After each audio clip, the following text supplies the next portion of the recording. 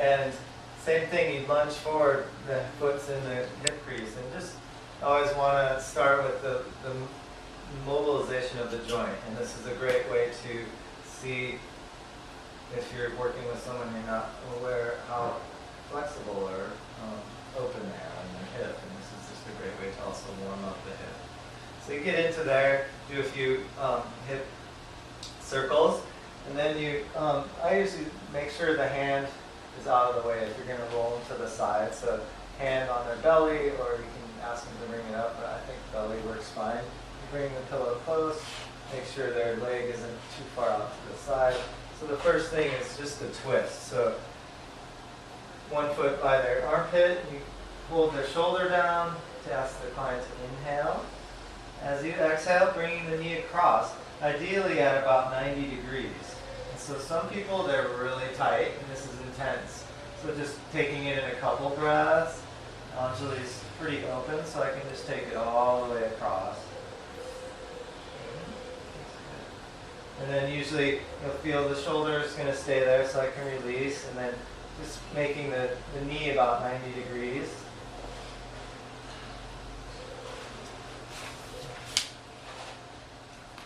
And then you can just find this opening here. Oh, we're starting with this hip, and then starting with the lower body, and then we'll work with the upper body in our second sequence. So then rolling all the way over to the side, you'll have them get a pillow for their head. So then ask them, are you comfortable? You know, they just rolled over, so it's a good thing to ask. So we'll start all the way down to the foot of the bottom leg. You can get into the arch here. You can get the forearm down there. It's really nice placement for the foot to just get deep in there. So thumbing up, their elbow, forearm, even stepping with the foot. Then just getting this inner line of the leg. This is a really great place to access. So again, one hand on the lower leg, one hand on the upper leg, palming. Again, right on that soft tissue, you can feel the bone, right on the inside of the bone. Just rocking, again, this motion, if you're familiar. Palming all the way up and down. Just that inner leg line. We won't do it today, but an optional thing here that is really nice and effective for any inflammation or people just have a really tight in the inner thigh is to do what's called a blood stop. And it's really a signature of Thai massage as well, is doing a blood stop. So in this position, it would just be sitting down with one of your sit bones right on the inner thigh, close to the groin. So you just sit down there, and you hold it for about 30 seconds, and you'll feel eventually the pulse of the femoral artery. And the idea with that is twofold. It increases the strength of the cardiovascular system because the blood is pumping and suddenly it has less places to go. So it increases the strength. Then when you let and release, the blood flow goes down, and it's like a flushing of the pipes. So it cleans out all the arteries and veins and helps prevent varicose veins, helps with circulation to the feet. If you have someone that has problems with always having cold feet, this is a good thing to help practice with. So that's an optional thing we won't go over. So then you move up to this leg. You can just get the soft tissue again inside the bone on the bent knee. And then coming to the IT band. Again, we worked on this. It's a really tight area for a lot of people. A great way to access it here.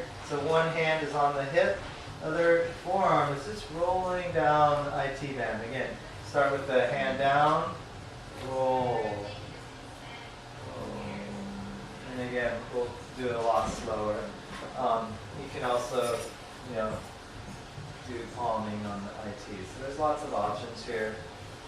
Then you'll feel there's a groove. So there's the sit bone here, there's the greater trochanter or the hip bone here, and then there's a soft tissue groove. This is where the sciatic nerve runs, and it's also tight for a lot of people. So if someone has sciatica, this is a great place to just get in there and slowly apply pressure. So again, your body weight, I'm not trying to be relaxed as I do this. You can also palm.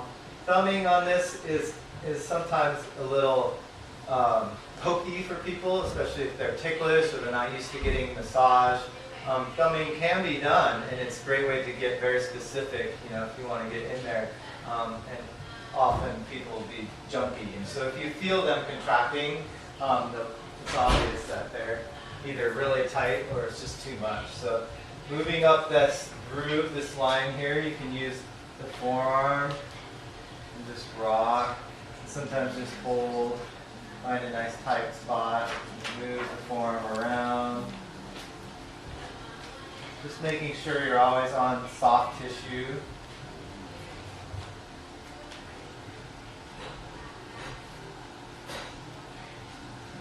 Yeah. And then on the top of the hip bone, right up here, it's really nice to just press down and away. So it's also very tight for people there. Tensor fascia latae, it's called. Actually, a lot of muscles in there, but the TFL is signature right here. You guys can all feel it's probably tight on the top of the hip bone. So it's just really nice. The hips are really super accessible and open here to get in there. So that once you're done with the hip, we're doing this, which is a psoas stretch. The front of the, which runs, the psoas is a great muscle. It runs from, attaches to the lower lumbar spine on the front of the spinal bones, and then comes through the pelvis and attaches to the top of the femur. So it's a leg femoral flexor. It brings the leg up, but is often tight and responsible for a lot of back pain in people. So we're going to stretch it out, bringing the knee. So sometimes they get, see how she got a little bit pushed over, just making, you can help bring them back to their side. And then you bring the knee, pull the foot, and then if they're flexible enough, I can actually grab for the knee. So it's optional. If they're, again, flexible, the foot can come inside, or if not, the foot can go outside. So it's just a little more stretch if the foot's inside here. The knee's in the glutes. I'm just going to take an inhale here, and then exhale, and you can really get into the glute. I'm just pulling here, and you can do rocking and just moving the knee into different spots. And notice I'm just leaning back. I'm not using my muscles to do this. It's actually quite effortless, and you're getting really deep. You can even walk down the hamstring, but just rocking here and finding good areas. She's pretty loose, yeah? It's good. And then releasing, this is maybe a little harder part, especially if your client's bigger than you. It's just to bring the knee back softly and not just let it drop.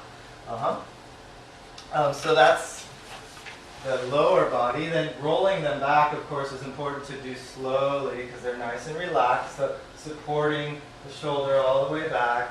And with a small pillow like that, you just want to take it out. And then the last thing here is to bring the knee in, just squeezing, because we just did the opposite stretch, opening, so squeezing and stretching the glutes here. And just squeeze the knee toward the shoulder. And then hand under the knee, always when you lengthen the legs, so that otherwise the knee will snap. Lengthen and find traction. And then before you go to the other side, I just want to grab both. Again, a little traction. As you pull up, especially if they have back pain, you want to keep the traction. Coming up, if they have tight hamstrings, just coming up to where you feel resistance. And then just lifting and moving their hips back to center. So she's pretty light, so I can really lift and do a little sacral float, they call it, at the sacrum. And then just bring them back to center so their body's aligned, and then you can do the other side.